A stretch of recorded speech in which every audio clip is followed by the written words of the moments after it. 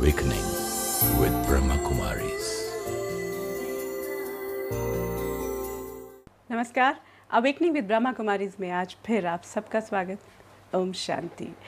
ज़िंदगी के हर पहलू से गुजरते हुए अब हम उस मुकाम पर पहुँचे हैं जब एक्सपीरियंसेस को शेयर कर रहे हैं। आपको याद होगा कि पिछली कड़ी में हमने बात की थी ख़ास सिडनी से आए ब्रदर चार्ली से, जो पिछले 33 सालों से इस ईश्वरीय विश्वविद्यालय के साथ जुड़े हैं और ब्रह्मा कुमारी इसकी पूरी फ़िलॉसफ़ी को सेवा भाव से जुड़कर उसे आप लोगों तक पहुंचा रहे हैं।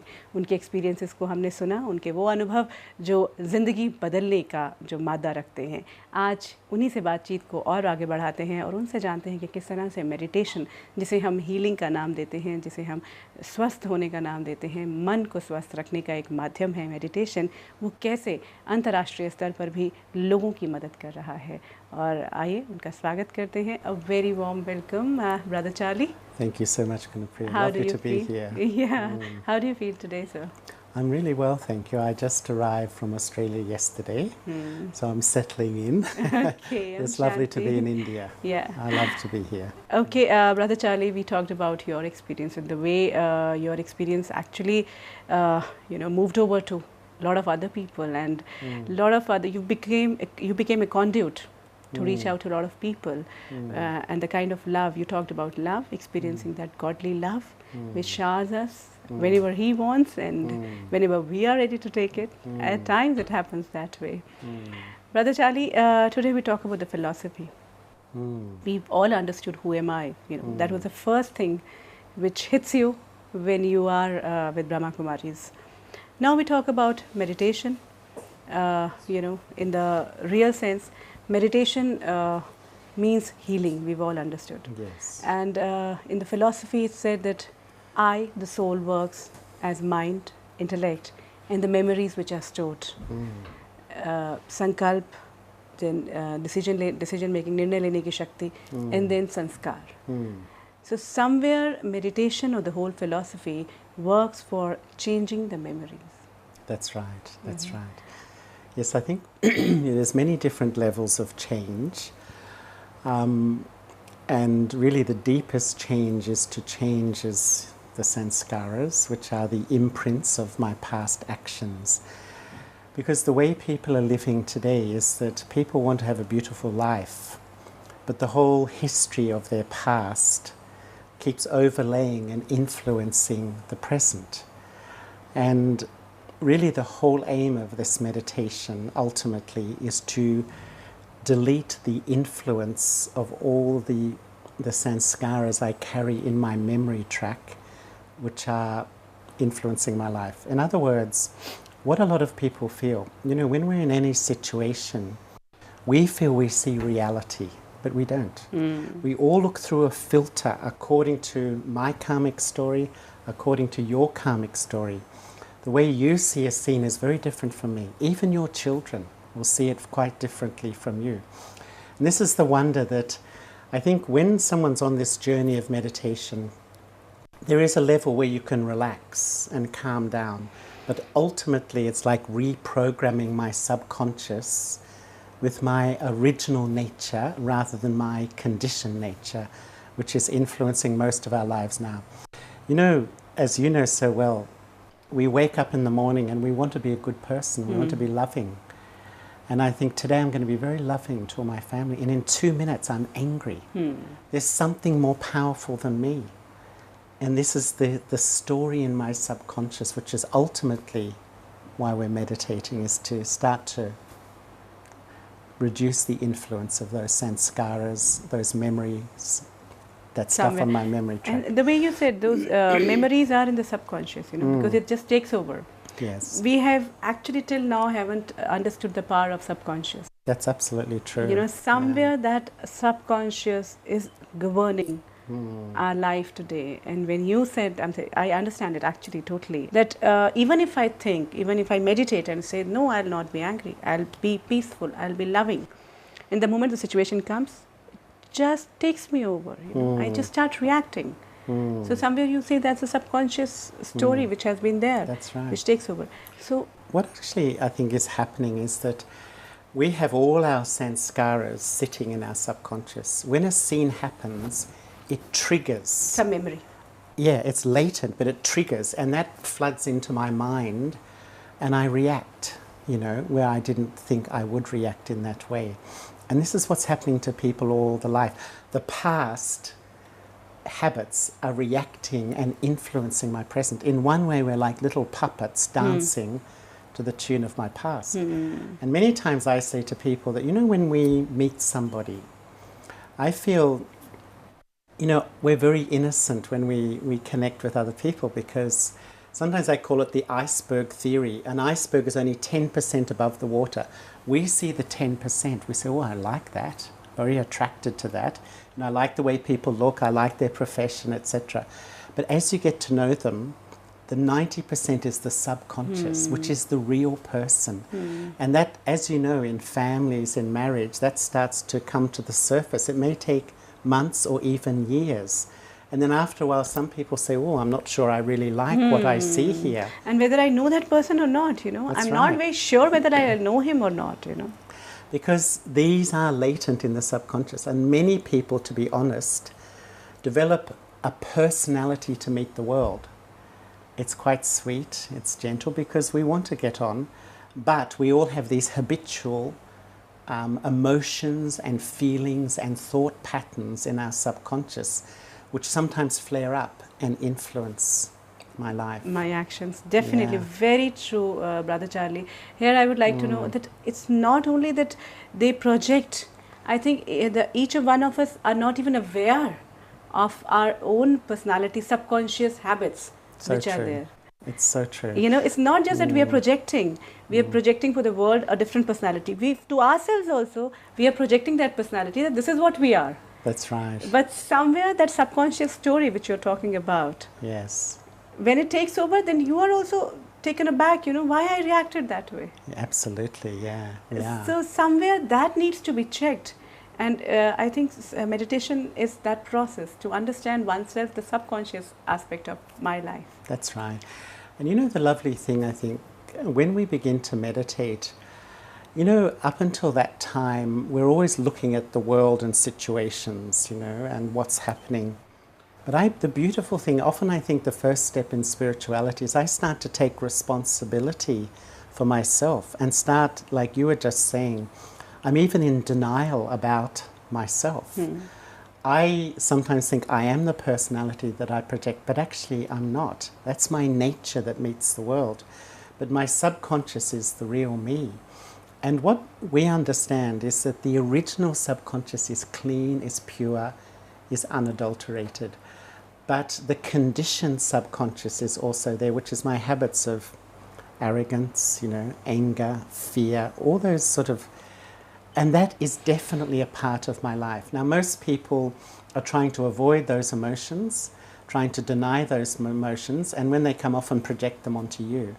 But a meditator starts to say, these are mine, and takes responsibility. For instance, with anger, you know, I often think of anger as a volcano, you know, and when it blasts, it's scary, you know, we don't like it. But it's been boiling for a long time, years. A volcano, if you've ever seen one, it's all frothing and steaming. And often what's boiling below the surface is fear, is grief, is, you know, a lot of different emotions that are unseeable to the naked eye. You know, anger is very visible. Yeah, that's very but true. Most actually, emotion is invisible. Yeah, and you know, at times, you know, when we did this series on anger, one thing which came out is like whenever somebody is angry, basically he's in pain. Absolutely. You know, so you should have sympathy for the person, not feel, you know, don't reject the person. This is what the inference had been in one of our series, that anger basically is a manifestation of being in pain, being in grief, the way you said, you know, these emotions of fear, emotions of, you know, grief are there, which are boiling, which leads to an abrupt volcano, you know, eruption. Yeah. It's like, you know, the grief that I haven't been loved in the way I feel was my right, you know. There's, you know, the fear that people will see through that I'm not as confident as I may seem, all these sort of things. And I agree that, you know, anger is like someone crying out, you know, I'm suffering, help me, help me. But because it's so forceful, people, they just want to be away. they want to be away from it, you know. But we do have these habits in our subconscious. And the thing is, you know, when people begin to meditate, we sometimes have some wonderful initial experiences when the whole overactive mind calms down. Beautiful feeling. But then these habits haven't gone. They start coming up. They do start to come up. And you know, some people start to feel, oh, meditation's not working. It's very tiring. You know, a lot of people say it's very tiring, you know. Yeah. I feel very negative. Yeah, that's right. And this is where I often feel, you know, meditation is a long process of learning about myself and gently healing and cleaning this subconscious stuff which we have collected over a long period of time, because I cannot improve my life until I change that. It will constantly keep interfering, no matter how much I suppress it, no matter how much I deny it, no matter how much I project it, it will come back to me. This is, in my life, I began to realize unless I change these things, nothing's going to really change in my life. And I was amazed, actually, when I began to meditate. You know, I realized that I was a slave inside my own head. You know, something would happen and the mind just thinks, and can't stop. You know? It just takes over, you know. The repetition of the thought happens so much. And you're not even able to help. Even if you want to stop it, it doesn't stop. It doesn't listen to you. Yeah. So it's like, you know, we're like thinking addicts. We have no control over our own thinking. And yet that's the whole foundation of my life. And that's where I think the simple method of meditation, it's so simple. You know, some people think meditating is to suppress thought or stop thought. It's impossible. The nature of the mind is to create thought, but all we're doing is redirecting the mind with thoughts of self. The first step.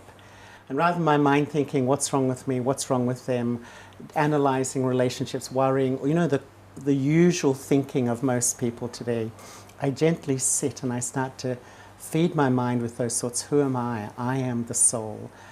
And I educate myself how to transform. Meditation is transforming the belief into a feeling.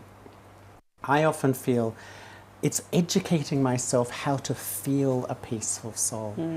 That takes time, to be very honest with you. And that's why I always say to people, you've got to practice on a daily basis, because the habitual nature of the mind is overactive. So yeah, you know, again, that repetition will actually rub in the way it has been rubbed into us for a long time, that this has become my habit. You know, anger has become my habit. Yes. Being volatile has become my habit. Yes. You know, so similarly, being peaceful has to become a habit. That's absolutely, I couldn't have said it better. No, but then definitely there the problem comes, you know, the moment. Another thought which comes to people's mind while meditating is, especially when we are talking about thoughtful meditation. Whether, you know, when I meditate in this Rajyoga meditation, the thoughts, how do I redirect them? What is the right style of meditation? And do I repeat the same thoughts every day? That I'm a peaceful soul, I'm a powerful soul, I'm a loving soul, I'm the seven, you know, sanskara, mool sanskaras of us. Should I do that? Or should I keep on repeating my thoughts? Should I have different thoughts and redirecting these thoughts every day? These are few of the questions which people have. You know, you have to be creative. If you repeat anything, you'll get bored, and then your meditation experience finishes. Kind of chanting, you know. Yeah, that's right. But I think what I've noticed in myself is at first you will think a lot and experience a little. The more you practice, it's like an art form. If you practice the piano, first it sounds terrible, after a while you get good at it. It's the same thing, that as you practice, you think less and you experience more. And yes, we do go through those thought patterns, but the real focus is converting the belief into an experience or a feeling. Because many times I say the aim of meditation is not to be peaceful. You're already peaceful. Well, the aim is to know who I am and experience who I am. The automatic consequence when you're self-aware, when you're really soul-aware, you will naturally be peaceful. Some people think meditation is psyching myself, I must relax, I must relax, I must be peaceful. No. when you really sit there and you start to go so deep into the concept of the self, so deep, that it just is like a seed that grows very peaceful feelings. When I began to meditate, I would meditate and I could relax, but when I went back into life, the old thoughts would come back in again. As I began to practice more and more, I actually found that I took the feelings of meditation into challenging circumstances, work situations, which is actually why we want to meditate. We want it for practical life. Yes, that's very important. Again, we forget, at times we feel that meditation is like, a part of the daily routine. And it has to be, it is a regime we have to follow, and then our practical life will continue the way it has been. But we understand today with Rajyoga meditation, it's not just because our thoughts are being governed. So each meditation aspect has to get into the practical aspect of life. Another thing which is related to this Rajyoga meditation is the kind of thoughts which we need to generate. Now we understand that why we need it. We need it to cleanse our subconscious from those painful experiences we've had. Somewhere, the pain is attached here. So how do I do that? How do I cleanse these painful experiences and convert it into loving and beautiful experiences? Well, first of all, it takes time, and I think that's just being honest, because some of these sanskaras of hurt, sometimes we have such a deep habit to take sorrow from people. Sometimes I feel it's like we have a PhD in taking sorrow. It's so sensitive. We love to take it, actually. We love it. Yeah. And if we don't get it in a day, we start looking for it, or we start looking for somewhere past experience, and we'll think about it and then we'll feel the pain. That's absolutely true. It's absolutely true. And this is why, what I notice is people start to meditate. You will relax. You will feel more confident. You will feel stronger. But sometimes those deep habits don't change. And there's a few that are really the main ones. I would say fear, insecurity, lack of self-esteem. These are deep in the psyche of most human beings. And this is what when I began to meditate, I would meditate on developing more of those things, but then I would observe my life. And for instance, with self-esteem, sometimes I would observe what are the situations or the personalities that trigger feelings where you feel a little bit inadequate, a little bit lacking confidence, a little bit weaker or inferior, whatever may be the emotion or the aspect of, and lack of self-esteem. And then I would try to practice a different response. And at first, let's say most people have a personality or two in their life they find very confronting, very difficult, or they feel very put down or suppressed by that person. I'd practice a different response. And first time you may be just 1% successful. Next time 2 or 3%. And as you practice, you find that you begin to chip away at the habit of taking pain from that person. So when you're in front of them, you feel less influenced by them. It's like you've liberated yourself, because it's not them, it's what they trigger in me. Yeah, it's you only, actually. It's me. Yeah. But still, even people who practice for a long time keep forgetting that. The habit to blame is so deep. Yeah, it's always a finger is that side. Yes. It's such a deep habit. Intellectually we understand, but still we keep going back. That's very true. And again, we're very true about that we have to make a conscious effort. It has to be a conscious effort to convert, to bring it into action. That's true. Another thing which goes with this, Brother Charlie, is that you've been meeting a lot of people. You've inspired a lot of people to be a part of this Rajyoga meditation centers and, experience that blissful moments of life, being into meditation and changing their lifestyles. What are the problems which usually come when people are meditating, when people are in that path? Even if they are leading a normal life, meditation does help in leading that life in the real sense, in the peaceful way, in a happy way. But still, the kind of problems they interact, which stops them from meditation, which takes them away, or which, they feel that it's okay. I'm saying it's not happening, it's not helping me out. Still, because you've been interacting with a lot of people all over the world, and in India there's a different perception, but in Australia there is, you said people are very open about, they're ready to change, they're looking for change, they're very open to meditation, that's what you said. So once they are into it, once they have incorporated it, what is it that stops them? You know, what are those hurdles which come in this process? There's quite a few, depending on the personality. You know, one thing I do find is that everyone is busy today, so busy, which is interesting in itself, because I feel busyness is a form of denial. You know, people feel, oh, I'm so busy, I'm so important, but actually it's keeping life on the surface, you know, when we do that. But what it really means is that when people stop and calm, you know, when they stop at the end of a busy day, and even to meditate, what happens is they often begin to process what happened during the day. During the day, people say things happen. You're so busy you don't have time. So rather than using your meditation time to actually go deep into soul consciousness, link with God, and take power, we spend our time processing our feelings about life. And that can become a habit in itself. Now, that is a necessary thing to do, but it doesn't actually really take you forward. That is one thing. Another thing is that people just have chronic worries about themselves or about the life. You know, it is chronic, and it's, as they say, if they don't have a worry, then they worry because they don't have a worry. You know, it's so chronic in that way. And so when we're silent, and this is why a lot of people keep busy, because as soon as the mind's silent, the fears, the worries actually emerge in that way. I would say don't worry about that, because it will happen. I would say your mind will wander. It's inevitable. Sometimes all you want is peace of mind. You sit down, your mind goes to your children, your mind goes to the business, and then you people get frustrated.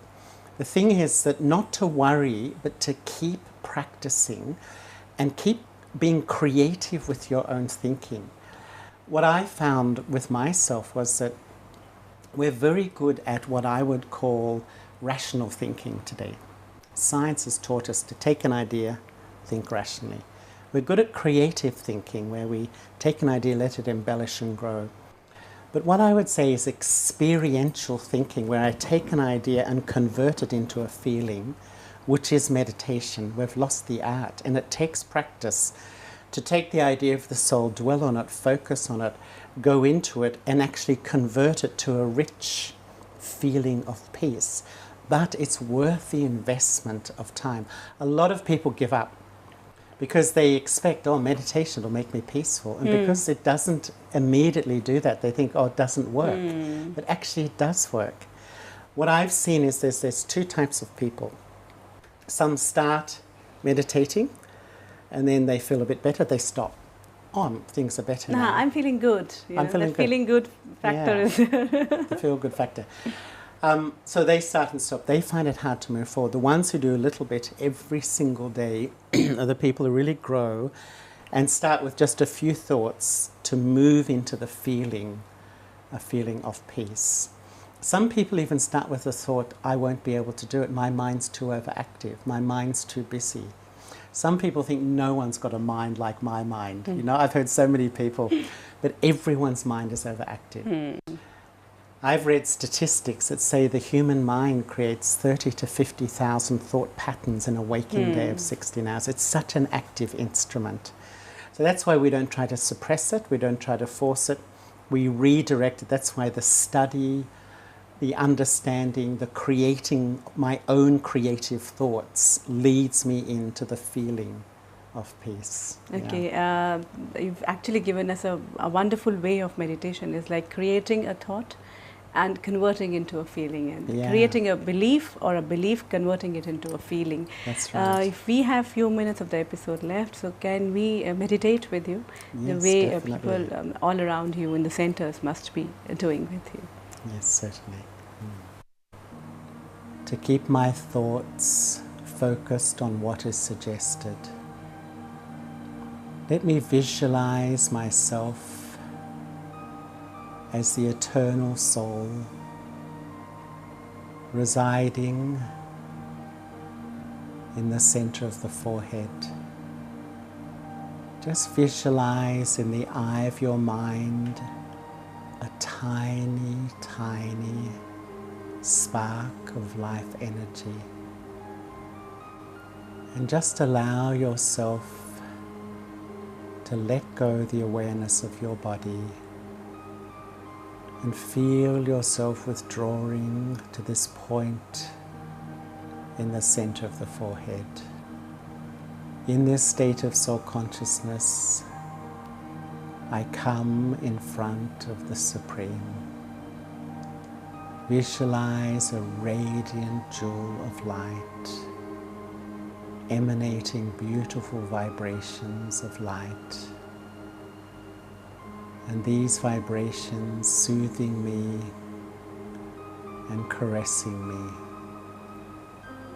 I sit in front of God as the ocean of love. Just open your heart and allow yourself to be completely loved by the only eternally pure source of love.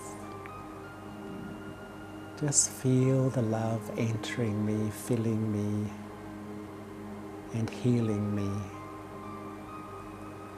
Om Shanti. Om Shanti. Thank you, Brother Charlie, for being with us today and making us go through this experience of happiness and love. You know, this is the way we all feel once we start the day. Thank you so much. Thank you so much for having me. Om Shanti. Om Shanti. जीवन के हर अनुभव को जब हम इस तरह से ईश्वर और परमात्मा के साथ को लेकर आगे चलाते हैं तो कहीं ना कहीं इस शांति का, इस प्यार का, इस हैप्पीनेस का, इस खुशी का एहसास हमें होता जाता है। आज हमने ये जाना कि किस तरह से अपनी जो भी थॉट हम क्रिएट कर रहे हैं, जो बिलीफ है, उसको एक फीलिंग में लाकर ये सबसे ज़्यादा ज़रूरी हो जाता है। मेडिटेशन उसमें हमारी बहुत मदद कर सकता है। हर ज्ञान को, हर शब्द को, हर भाव को अगर हम जीवन के प्रैक्टिकल एस्पेक्ट्स में उतारते जाएंगे, वही ज्ञान का आधार होता है और वही सच्चा ज्ञान होता है। कोई ऐसी बात है, कोई ऐसा सवाल जो आप हमारे साथ शेयर करना चाहते हैं, आपका स्वागत है।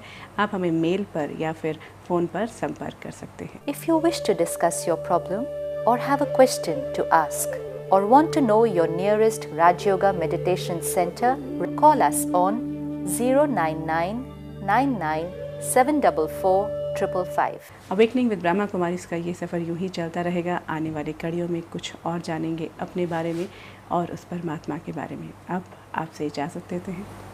Om Shanti. Om Shanti. I'm a peaceful soul.